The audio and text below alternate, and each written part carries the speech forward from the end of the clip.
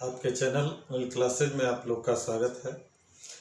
आज हम लोग प्रैक्टिकल्स के बारे में बात करते हैं कि जो फिजिक्स का प्रैक्टिकल्स होता है उसमें वाइवा किस प्रकार से पूछे जाते हैं, कौन से यंत्र को हम लोगों ने चार्ट पर बना के रखा है, उसी से रिलेटेड मैक्सिमम क्वेश्चंस जो पूछे जाते हैं ये क्वेश्चंस आपके लिए काफ़ी महत्वपूर्ण होते हैं और यही हमारे इम्प्रेशंस को भी रिप्रेजेंट्स करते हैं, क्योंकि एग्जामिनर 2-4 मिनट में हम लोग को एग्जामिनाइन नहीं कर पाता है कि मतलब कितना हमारा परफॉर्मेंस कैसा क्या होगा। लेकिन अगर हमारा फर्स्ट इम्प्रेशंस बेटर हो जाता है तो एट लास्ट फाइनली तक अगर देखा जाए तो इम्प्रेशंस हमारा बेटर ही जाता है। इसलिए देखा जाए तो स्टैटिक में ही जो पूछे गए छोटे छोटे क्वेश्चंस होते हैं वो हम लोग के लिए कितना महत्वपूर्ण होते हैं। कुछ जो अधिकांश बच्चे एक्सपेरिमेंट को बनाते हैं, पहले तो हम उनके बारे में जान लेते हैं। दूसरी चीज़, जैसे ये कहा जाए हमने चार्ट पर ये बनाया है, केवल हम इसी के बारे में ही लर्न करेंगे, दूसरे के बारे में लर्न नहीं करेंगे, ऐसा नहीं होता।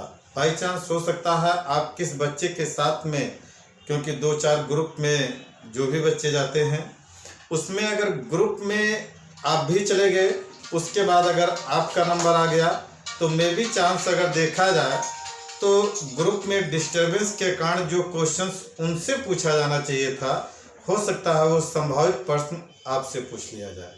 तो बहुत केयरफुल्ली इसको देखा जाए। एक एक छोटे छोटे क्वेश्चंस होते हैं, बहुत बड़े क्वेश्चंस भी नहीं पूछे जाते हैं कि जो सिंपली आप बता पाएँ।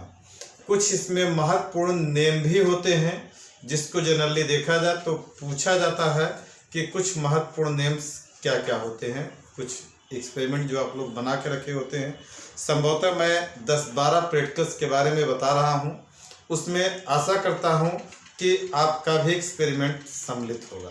लेकिन उसके पहले यदि आप वीडियो को लाइक और सब्सक्राइब ना किए हों तो उसको लाइक और सब्सक्राइब कर लें, क्योंकि इसी प्रकार से जैसे ये प्रैक्टिकल्स के लिए देखा जाए इंपॉर्टेंट क्वेश्चंस आपको वीडियो के थ्रू उपलब्ध करवा रहे हैं, सेम में देखा जाए अभी आपका बोर्ड का एग्जाम्स रहेगा, उसमें भी जो इम्पॉर्टेंट क्वेश्चंस होंगे वो आपको चैनल्स के थ्रू प्रोवाइड करवा दिए जाएंगे।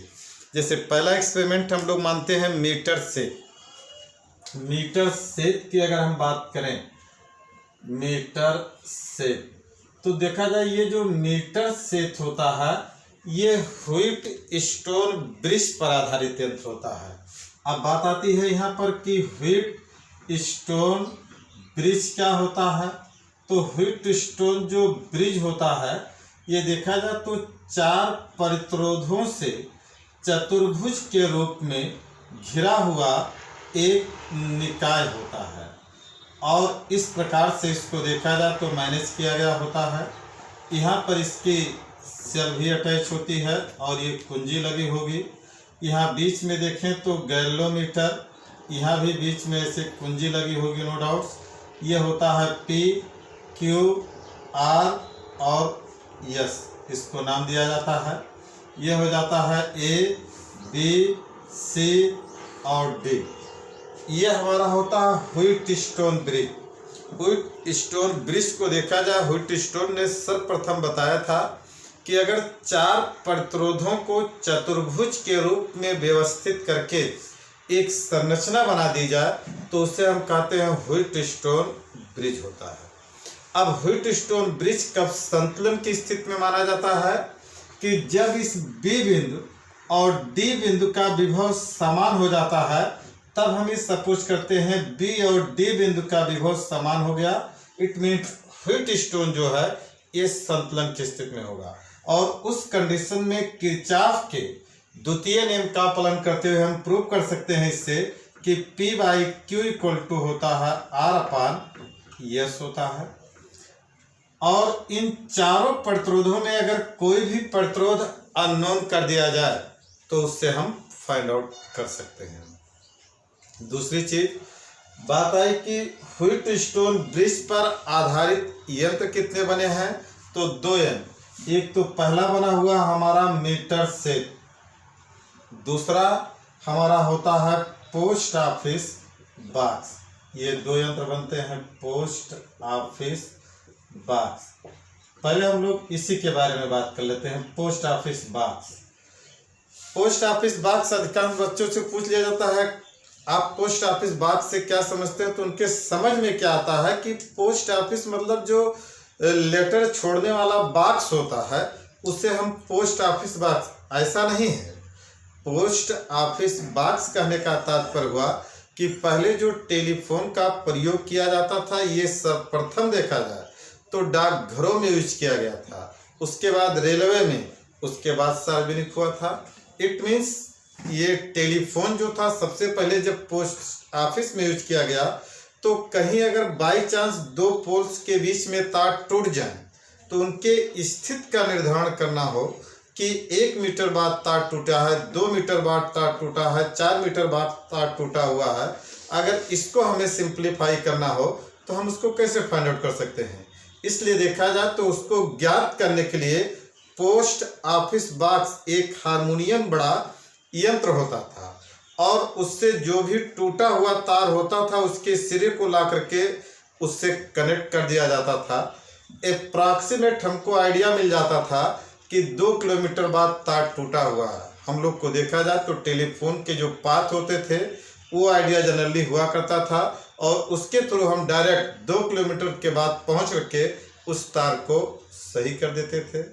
अक्सर ये भी पूछ लिया जाता है इसी में कि ये जो टेलीफोन या बिजली के पोस्ट लगाए जाते हैं, इनके बीच की डिस्टेंस इतनी रखी जाती है कि इन केस अगर तार टूट जाए तो कम से कम इनका दोनों सिरा पृथ्वी से टच करे, और यदि दोनों सिरा ना पृथ्वी से टच कर रहा हो तो एटलीस्ट 1 एंड तो पृथ्वी से टच करना ही करना चाहिए। और तभी जाकर के देखा जाए कि उनको आइडिया लग पाता है कि कितनी दूरी पर जाकर के ये तार की फॉल्टिंग हुई है। तो इस प्रकार से ये पोस्ट ऑफिस बॉक्स का उपयोग पहले देखा जाए तो पोस्ट ऑफिसों में टेलीफोन्स के टूटे हुए तारों की स्थिति का निर्धारण करने के लिए किया जाता था।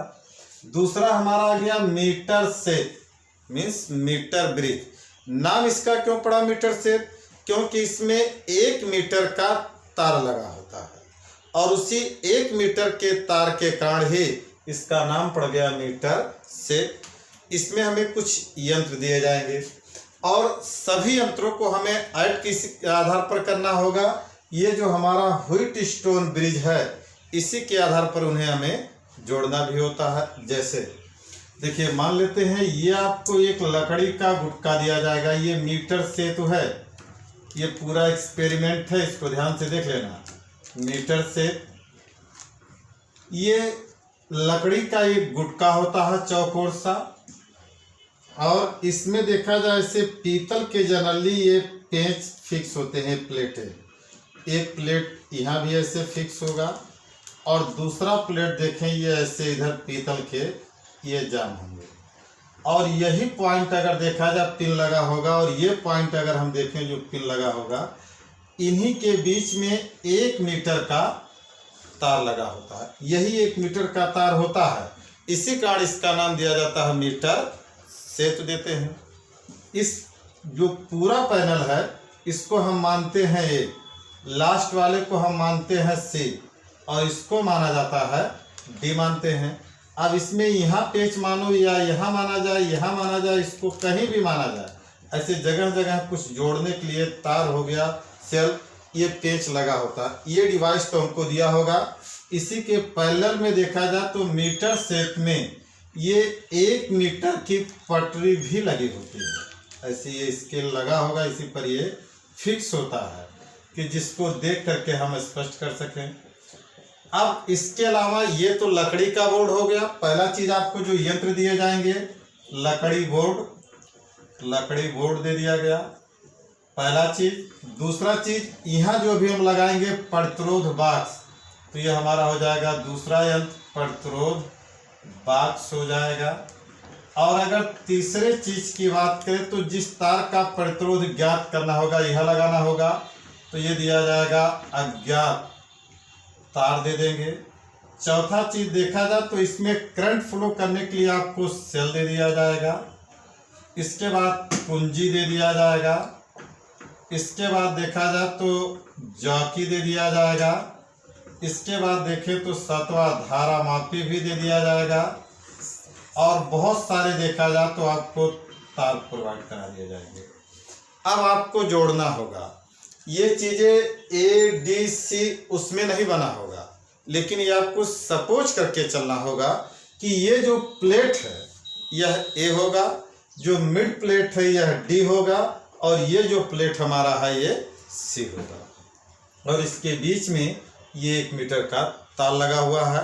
इसके लिए आपको इतने यंत्रों की आवश्यकता होगी जो बता दिया गया कि लकड़ी का बोर्ड दिया होगा, प्रतिरोध बाक्स दिया होगा, अज्ञात तार दिया होगा, सेल दिया होगा, कुंजी दिया होगा, जॉकी दिया होगा, धारामापी दिया होगा और तार दिया गया होगा। ये सारी चीज़ें आपको दी गई होंगी। अब 1 बाय 1 यंत्रों को आप जोड़ना शुरू करें। देखिए ए और डी के बीच में क्या लगा है, आर मीन्स प्रतिरोध बाक्स।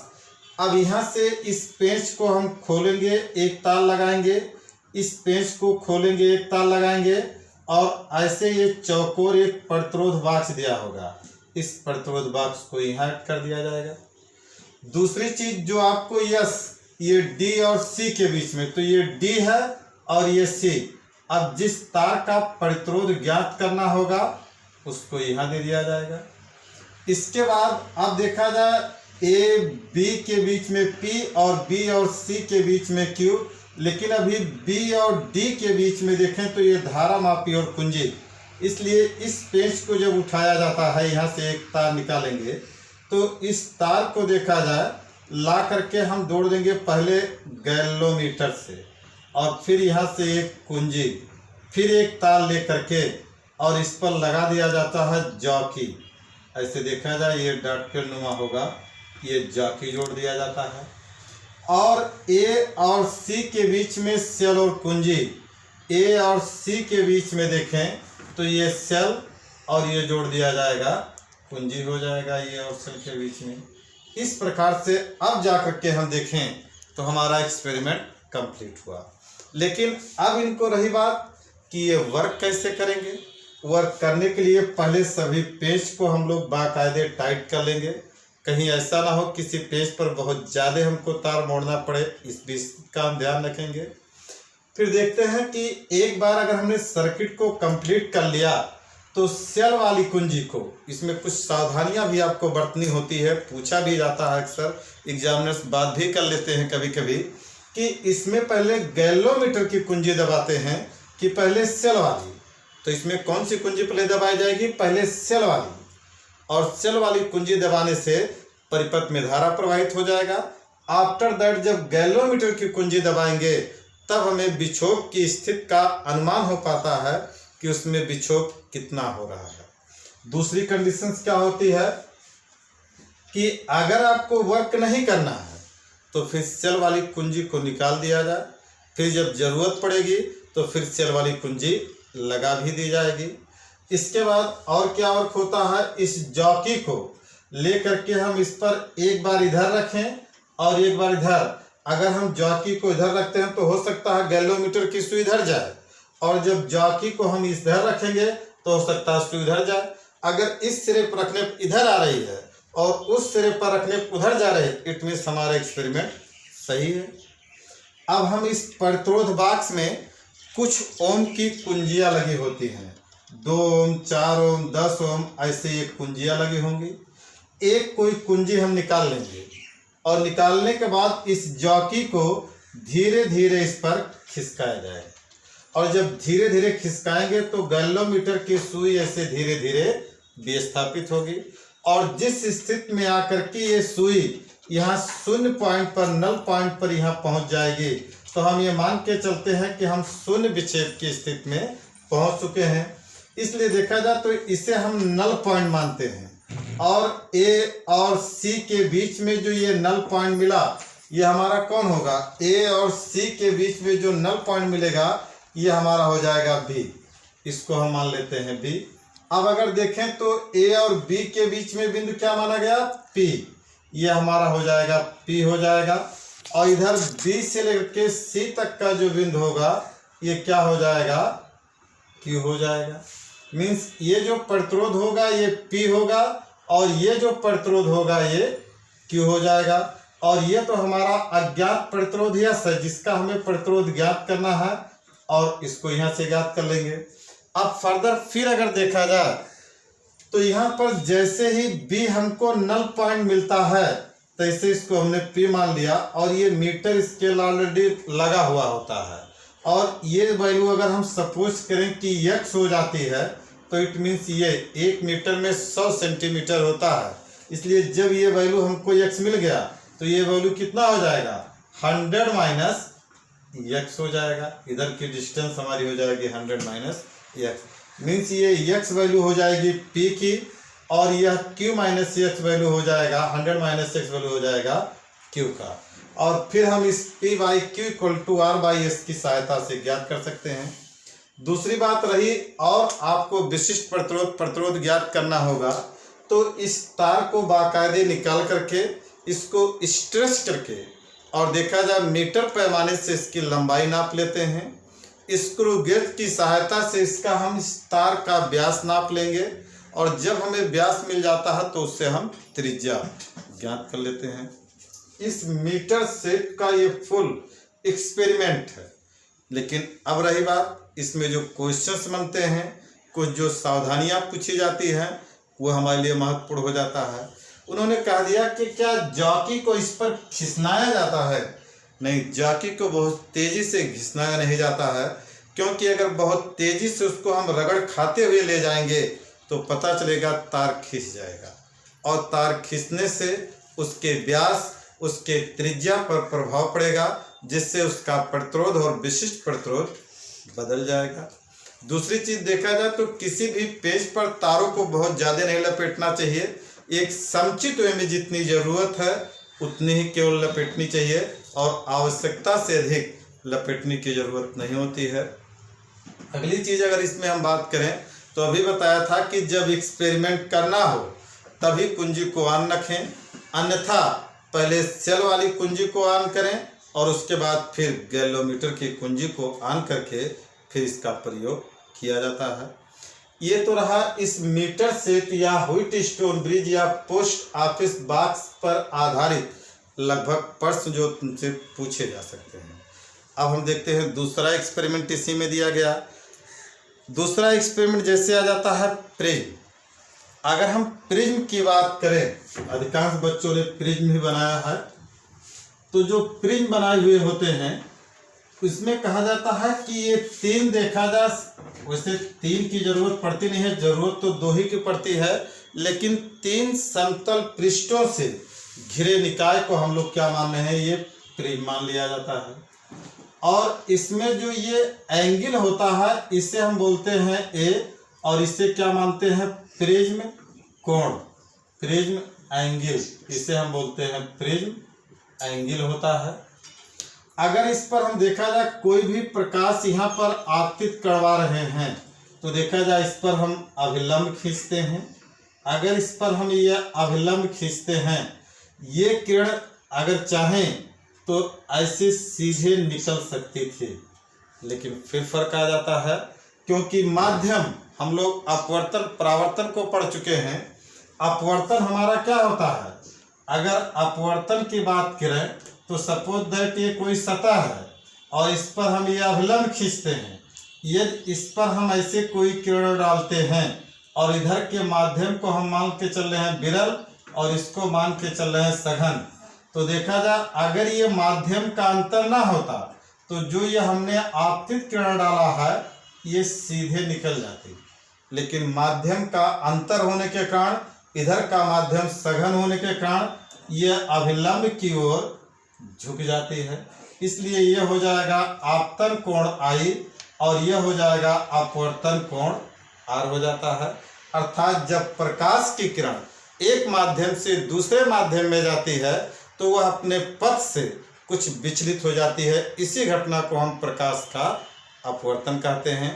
और जब रहेगी बात परावर्तन की तो परावर्तन में बताया जाता है कि जैसे ये कोई सतह है, ये कोई सतह है और सतह पर ये हमने अभिलंब खींचा और इस पर अगर हमने इसे प्रकाश की किरण डाल रहे हैं तो इस सतह से टकराकर यदि उसी माध्यम में वापस लौट जाती है तो इस कंडीशंस में जो ये आपतन कोण I होगा ये परावर्तन कोण R के बराबर हो जाता है। और परावर्तन के दो नियम होते हैं। आपतन कोण परावर्तन कोण के बराबर होगा, पहला पॉइंट। दूसरा पॉइंट कहा जाता है कि इसमें आपतित किरण, परावर्तित किरण और अभिलंब तीनों ही देखा जाए तो एक तल में पाए जाते हैं। तो ये कंडीशन आ जाता है। अब यहाँ जब हम प्रकाश की किरण को इस पे लाएंगे तो इधर का माध्यम अंडरस्टूड है कि ये सॉलिड होगा, ग्लास। तो देखा जाए सीधे ना जाकर के ये अभिलंब की ओर ऐसे झुक जाएगा। फिर अब यहाँ जब ये पहुंचेगा तो इसको बाहर निकलने की बात आएगी, और बाहर निकलना होगा तो फिर इस पर ये अभिलंब खींचा जाएगा। और जब फिर इस पर हम अभिलंब खींचेंगे तो देखा जाए अब ये सघन माध्यम से विरल माध्यम में जाएगा, इसलिए देखा जाए तो ये अभिलंब से ऐसे दूर हट जाएगा। ये जो आपतित किरण होता है अभिलंब, इस कोण को बोलते हैं आपतन कोण I बोला जाएगा। और इधर जो अभिलंब और यह अपवर्तित किरण है इसको बोलते हैं निर्गमन कोण, इसे निर्गमन कोण बोला जाता है। और निर्गमन कोण को बोलते हैं I' कहा जाएगा। ये आपतन कोण I है तो यह अपवर्तन कोण R होगा, और अगर इस कोण को हमने I' बोला तो इसको मानते हैं R'। इसमें मिला जुला के प्रिज्म के कंडीशन में आती है कि जब प्रिज्म के सतह पर हम प्रकाश की किरण डालते हैं तो देखा जाए हमेशा किरण ये चौड़े सतह की ओर मुड़ जाती है। जब भी हम प्रकाश इस पर प्रिज्म पर कभी भी प्रकाश डालेंगे तो ये हमेशा प्रकाश चौड़े सतह की ओर मुड़ जाती है। दूसरी बात अगर इसमें करें कि प्रिज्म कोण अगर बड़ा होता है तो नो डाउट प्रिज्म बड़ा होगा, और सिंपल सी बात है अगर प्रिज्म बड़ा होता है तो कॉस्टली भी होगा उसी हिसाब से देखा जाए। इसलिए हम लोग प्रिज्म कोण को छोटा करके, प्रिज्म का आकार छोटा करके उसको सस्ता बना सकते हैं। दूसरी बातों में अगर इसमें कहा जाए तो विचलन की बात आती है। अब विचलन इसमें कहाँ से होगा, विचलन कोण क्या है, तो देखिए सिंपल सा बताया जाता है कि जो इसमें विचलन कोण होगा, ये किरण अगर ये माध्यम का अंतर ना होता तो ये किरण ऐसे सीधे जाती, लेकिन माध्यम का अंतर होने के कारण ये किरण इतना देखा जाए तो ये मुड़ गई है, और यही इसका मुड़ना ही यही कहलाता है हमारा विचलन कोण कहलाता है। अगर हम विचलन कोण और आपतन कोण में यदि हम ग्राफ प्लॉट करते हैं तो ये हमको ग्राफ मिलता है कि जैसे मान लिया जाए यह हमारा हो गया y एक्सिस, यह हमारा हो गया x एक्सिस हो गया। अगर हम इसमें ग्राफ प्लॉट करते हैं तो ऐसे ही देखा जाए अगर कोई प्रकाश की किरण आती है तो ये मान के चला जाए इससे मुड़ जाएगा। शुरू में देखा जाए जब हमने आपतन कोण का मान इधर बढ़ाया, क्योंकि इस एक्सिस पर हम लेते हैं आपतन कोण, इधर लिया जाता है आपतन कोण, और इधर लेते हैं हम विचलन कोण लेते हैं।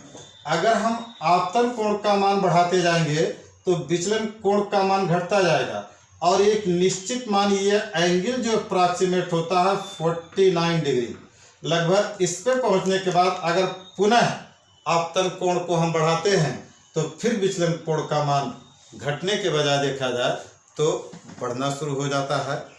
इसी के अलावा और भी कुछ यंत्र जैसे हम लोग को आप लोग बनाते हैं अक्सर चौक कुंडली। अगर हम चौक कुंडली की बात करें तो इस पर जो हम लोग को मैक्सिमम क्वेश्चन पूछा जाता है कि देखो पहले इलेक्ट्रॉनिक में डिवाइसेज जो आती थी वो धारा को अगर हमें कम करना होता था तो धारा को कम करने के लिए आपको पास एक ही उपाय है, प्रतिरोध को बढ़ा दीजिए। लेकिन पहले प्रतिरोध को जब हम बढ़ा करके धारा के मान को कम करने की कोशिश करते थे तो डिवाइसेज गर्म हो जाती थी। गर्म होने का भी कारण था क्योंकि डिवाइसेज गर्म इसलिए हो जा रहे थे क्योंकि धारा को रोका जा रहा था। बाद में देखा जाए देखो पहले हम लोग एक बड़ा सा कंट्रोल लगाते थे जिससे रेगुलेटर कहा जाता था फैंस में, वो अक्सर ऊपर वाला पोर्शन जल जाया करता था। कारण क्या होता था, जब हम 1 नंबर 2 नंबर 3 नंबर पर पंखे को चला रहे होते थे तो वो बिजली को रोक कर जाने देता था, और बिजली को रोक कर जाने देने के कारण उसमें धारा कम तो पहुंचती थी, लेकिन ऊपर का जो कवर होता था वो इसलिए जल जाता था। और प्रतिरोध हो से होता क्या है कि भाई वैद्युत धारा के मार्ग में उत्पन्न रुकावट को वैद्युत प्रतिरोध कहा जाता है। और प्रतिरोध देखा जाए एक बहुत बड़ी हिंड्रेंस होती है, जो धारा के मार्ग में एक अड़चन बनी होती है कि कंप्लीट वे में धारा जाना है कि कम धारा जाना है कि ज़्यादा धारा जाना है, ये जानना सबसे बेहद जरूरी हो जाता है। अब इसमें अगर बात हम करें कि चौक कुंडली, तो देखो धाराएं दो प्रकार की हैं, एक होता है प्रत्यावर्ती धारा और दूसरी हमारी होती है दिष्ट धारा।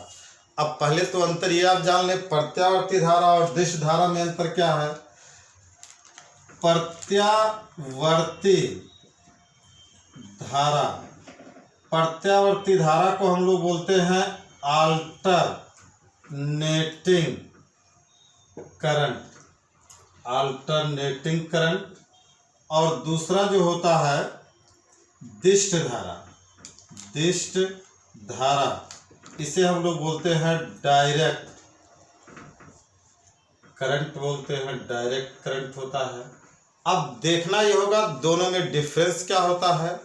अगर हम प्रत्यावर्ती धारा की बात करें, जो लाइट सप्लाई होती है हम लोग के घरों में, तो इसका जो फ्लक्चुएशंस होता है, एक बार पॉजिटिव माइनस पॉजिटिव फिर नेगेटिव फिर पॉजिटिव, इस वे में चलता है।